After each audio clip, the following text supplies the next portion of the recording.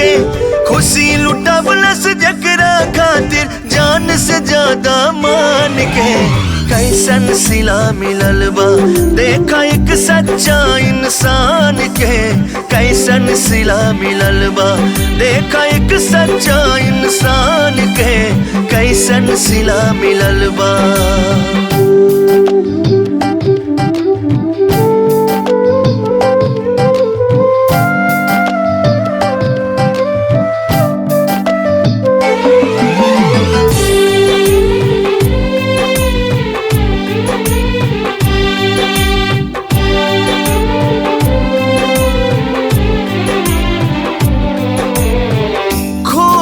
पसीना एक जका के जेके योग्य बनवले हो।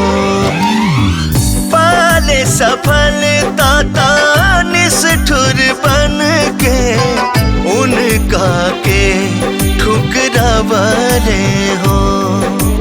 सोचल सपना चोर बकैले फूक दिले अरमान के। सोचल सपना चोर बकैले फूक दिले अरमान के। कैसन सिला मिलल बा देखा एक सच्चा इंसान के। कैसन सिला मिलल बा देखा एक सच्चा इंसान के। कैसन सिला मिलल बा।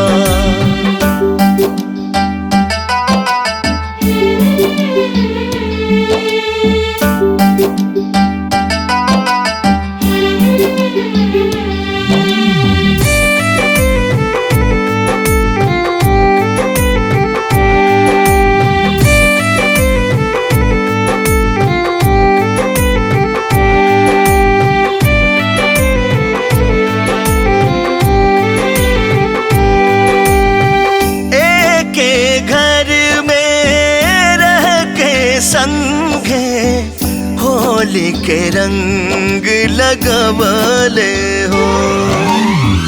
आइल दिवाली ता ममता स्नेह से प्यार के दीप जलवले हो। बड़ भाई के सब कुछ भूल के जाता चौखट फान के। बड़ भाई के सब कुछ भूल के जाता चौखट फान के। कैसन सिला मिलल बा देखा एक सच्चा इंसान के। कैसन सिला मिलल बा देखा एक सच्चा इंसान के। कैसन सिला मिलल बा।